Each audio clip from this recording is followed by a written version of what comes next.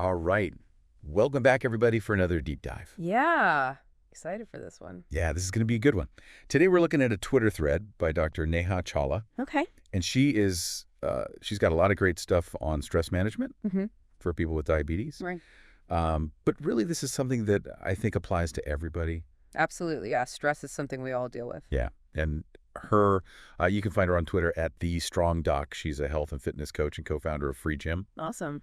So she knows what she's talking about. Yeah. But yeah, let's just jump right into it because she had some really interesting and practical advice here. So I guess, first of all, before we even get into the strategies, can we talk a little bit about the connection between stress and diabetes? Sure. Like, we all know stress releases cortisol, but like, what's that actually doing? Like, inside the body of somebody with diabetes? Yeah. So cortisol is a hormone that's released when we're under stress. And what it does is it kind of gives you like a temporary boost of energy by raising your blood sugar. Okay. Now, for most people, that's not a big deal. Right. It's a short-term thing. Your body kind of regulates it. But for someone with diabetes who's already having trouble regulating their blood sugar, Right. this can actually lead to these prolonged periods of high blood sugar. Oh, wow. Which is not good. Okay. And then over time, if these cortisol levels remain high, it can also increase insulin resistance.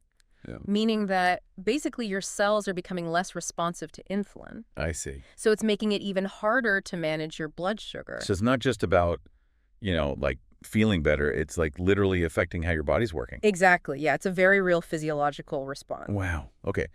So she starts off by talking about mindfulness practices. And she even gets into like specific things like yoga nidra and the Wim Hof method. Yeah, and what's really interesting is that you don't need to spend hours on these practices to see benefits. Okay. Like even just a few minutes a day can make a difference. That's good to know. Yeah, there's some research on the Wim Hof method, for example, which involves controlled breathing and cold exposure. Right. And they've seen some promising results for managing diabetic neuropathy. Really? Yeah. Which is the nerve damage that can happen. Exactly. With diabetes. Wow. Okay. But even if you're not into those specific methods, even something as simple as deep breathing for like 10 minutes a day can help lower your stress response, and that's going to have a positive impact on your blood sugar. Gotcha. So it all kind of works together. It all ties in, yeah. Now, this next one, I think, is something we can all relate to. And she talks about the importance of controlling your social media intake. Yeah. Which, I mean, guilty as charged. Yeah. I spend way too much time on there. It's so easy to get sucked in. It is. And a lot of it's negative. Like, you're just seeing, bad news, stressful content all the time. Right. And all that does is trigger that fight or flight response. Oh. Which is releasing even more cortisol. Oh, no. So you're basically giving yourself a constant dose of stress hormones. That's not good. Not good at all. So step one is like get off social media. But what's something else like proactive we can do? Well, she suggests journaling. Okay. Which is, I'm a big fan of journaling. Yeah. It's a great way to process your emotions, to kind of identify those triggers. Right. So, let's say you're having a really tough day managing your blood sugar. Yeah. You're feeling frustrated. Yeah.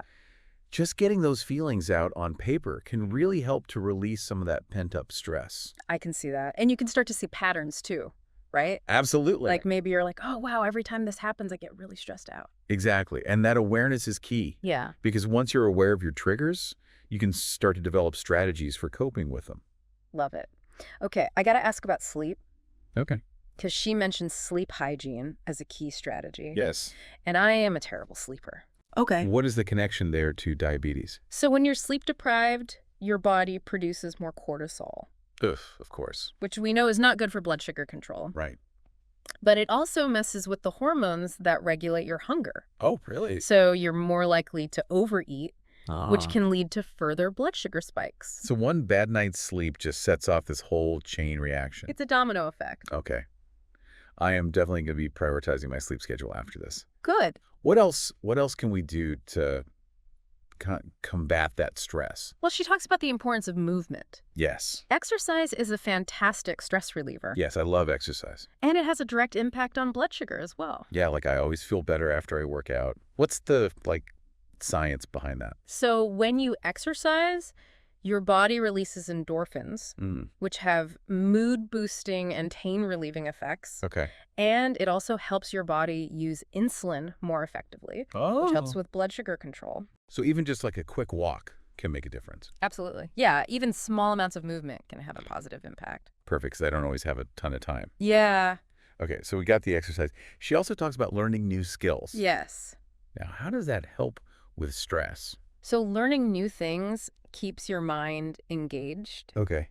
challenges you in a positive way, Right. gives you a sense of accomplishment and purpose, Yeah. which can be really helpful for combating stress and negativity. It's like you're feeding your mind, not just your body. Exactly. And speaking of things that can feed negativity, let's talk about relationships. Okay.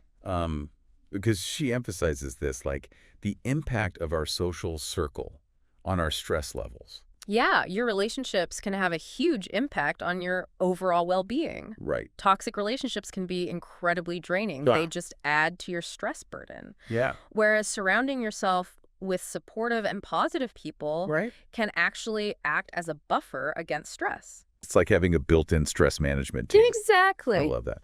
Okay, so we've got mindfulness, social media detox, journaling, sleep, exercise, learning new skills, positive relationships. What else is on her list? 2 more things. Okay. Time management and seeking professional help. Okay. So time management is crucial because when you're feeling overwhelmed and disorganized, it's just going to add to your stress. Right. And for someone with diabetes who's already dealing with managing medications, meal planning, doctor's appointments, it's just an extra layer of complexity. So time management becomes even more important. Exactly. Any tips for that?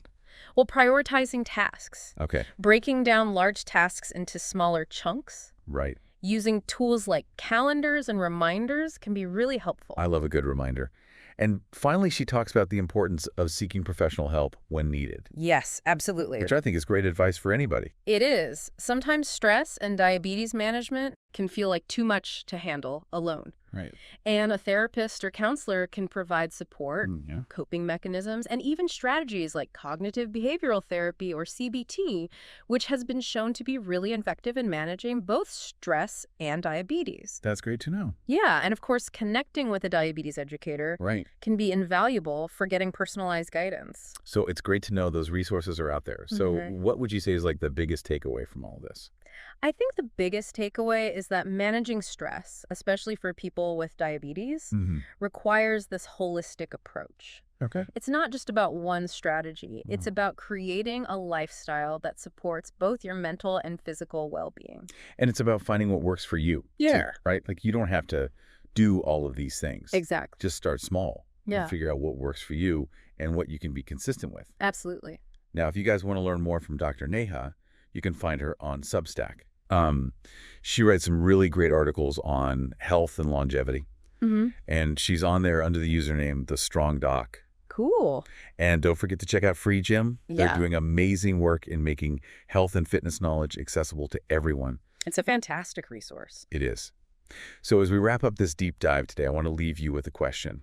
Which of these strategies resonated the most with you? And what's one small step you can take today to start incorporating it into your life? Love it. So think about it. And until next time, keep diving deep. See ya.